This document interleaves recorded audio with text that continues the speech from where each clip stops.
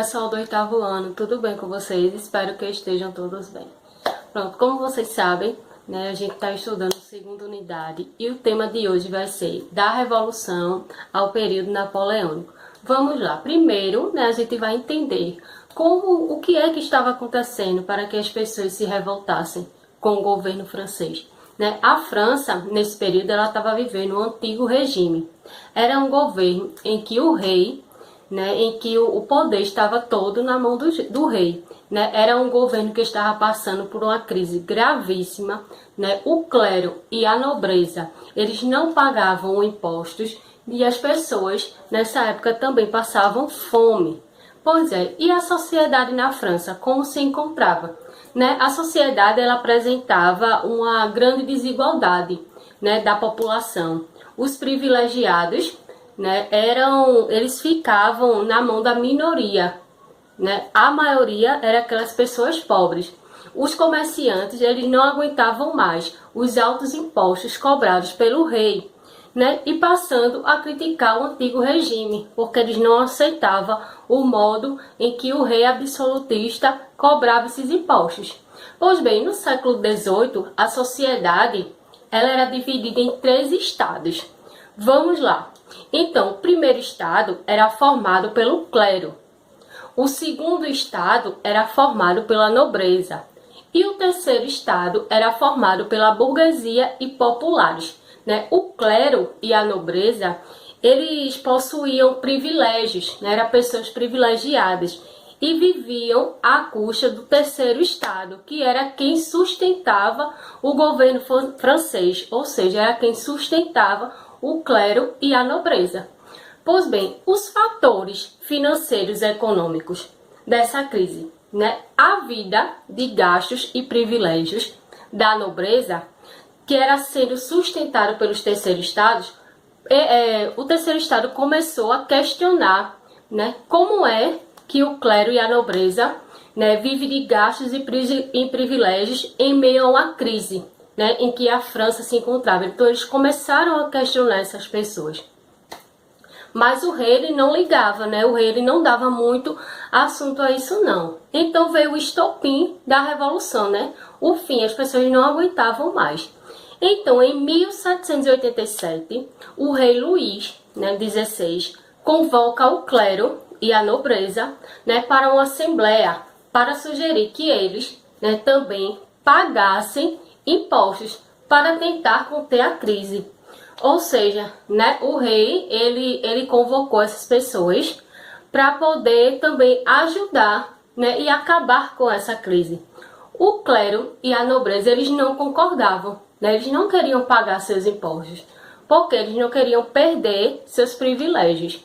Pois bem, em 1788, o rei Luís decretou a diminuição do número de parlamentos, né, principalmente de terceiro estado, porque diminuindo, né, esse grupo do parlamento, né, os terceiros, as pessoas do terceiro estado ia ficar com menos, então ia ser menos votos para eles. Então, com isso, o clero e a nobreza venceram, né, quando tiveram a votação, já que tinha poucas pessoas, né, os comerciantes e as pessoas mais pobres tinham pouco representante.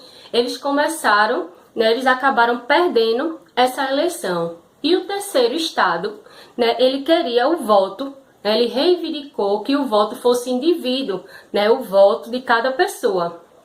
Mas o rei, novamente, ele não aceitou, né, não aceitou e não concordou. E resolveu dissolver de uma vez a Assembleia dos Estados. Né. Indignado com essa atitude do rei, o terceiro estado, né, o terceiro estado proclamou, né, a Assembleia Nacional Constituinte, que foi de 1789. Pois bem, exigindo, né, que seja feita uma constituição para a França, para limitar os poderes do rei. Nessa Assembleia Constituinte, né, existia 2 grandes grupos políticos, que eram o quê? Os jacobinos, que representavam a pequena e média burguesia, e os girondinos, que representavam a alta burguesia. Pois bem, em 14 de julho de 1789, a população, em busca de armas, invadiram a Bastilha.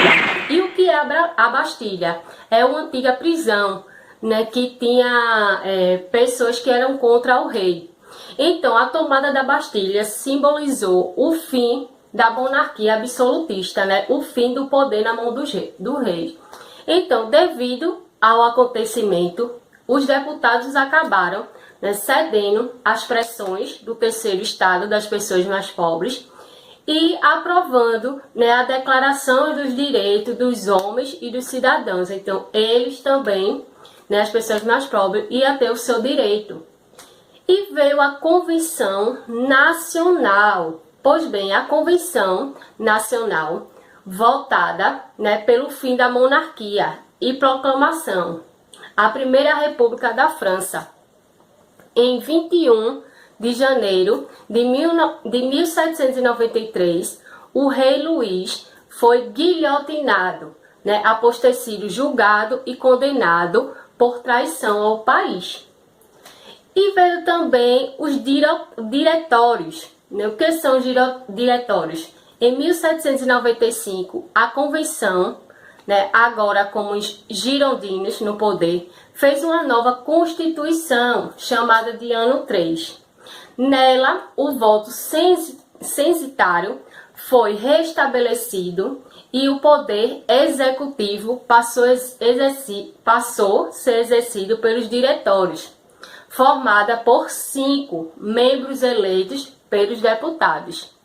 No campo militar, né, o exército francês vinha ganhando destaque, né, e um jovem general chamado Napoleão Bonaparte se destacou por habilidades e conquistas militares.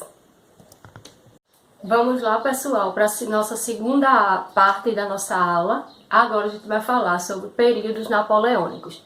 E vamos começar pelo golpe de 18 Brumário. Né? Foi um golpe de Estado comandado por Napoleão, onde ele mesmo, né, se colocou no poder. Após a queda dos diretórios, foi criado o consulado, onde Napoleão ele se tornou o primeiro cônsul da França. Pois bem, quais foram as reformas feitas por Napoleão Bonaparte? Né? Quais foram? Essas reformas, elas visavam atender principalmente os interesses da burguesia francesa. Né? Vejamos algumas principais ideias. Na economia, implantou leis e reformas. Na educação, criou escolas públicas. Na política, pretendia estabelecer o controle sobre a política na França. Pois bem, qual foi a sua política externa? Qual foi a política que ele adotou? As principais características do governo de Napoleão foi o expansionismo, motivo de sua fama. Foram muitas batalhas disputando territórios. Napoleão conquistou vários países, nessa expansão que ele fez, mas depois ele perdeu, a sua batalha para os ingleses. E a sua resposta, porque ele não estava acostumado a perder, foi a criação do bloqueio continental em 1806. Pois bem, que serviu, para enfraquecer a Inglaterra economicamente. E o que foi que ele fez?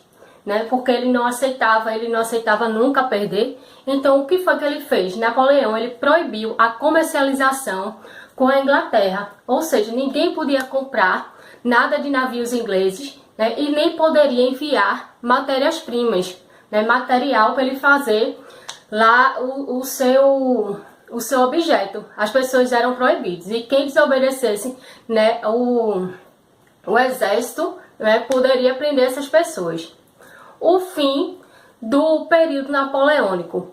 Vamos ver, mais um pouco sobre o fim do período dele. Em 1813, tropas de Napoleão foram derrotadas na Alemanha, numa batalha que ficou conhecida, a Batalha das Nações. Depois disso, Napoleão ele teve que assinar, o Tratado de Fontainebleau, que fazia ele perder o trono. Então, foi o fim de Napoleão aí. Então, ele se tornava, né, depois dele perder o trono, e o tornando exilado. E o que é exilado? É preso, né, numa ilha chamada de Elba. Depois que ele perdeu a batalha, né, ele teve que assinar esse tratado, e depois botaram ele nessa ilha, né, que era uma ilha chamada Ilha de Elba, né, ele foi preso lá. Mas só que Napoleão, ele era muito esperto, né, ele começou a fazer amizade, né, com os presos lá, né, ele era duro na queda, não aceitava estar preso, e depois ele fugiu, né, de lá dessa prisão, né, e voltou em 1815, né, que durou 100 dias.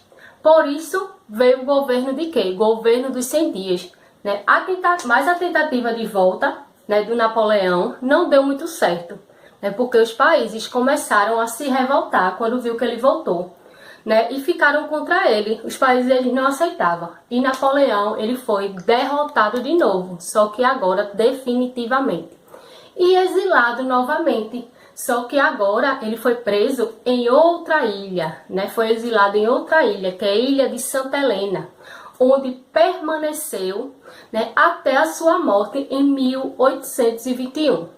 Bom, pessoal, espero que vocês tenham entendido, né, esse resumo todo aí. Prestem bastante atenção, né? Façam os exercícios e qualquer dúvida eu estarei aqui. Até o próximo vídeo.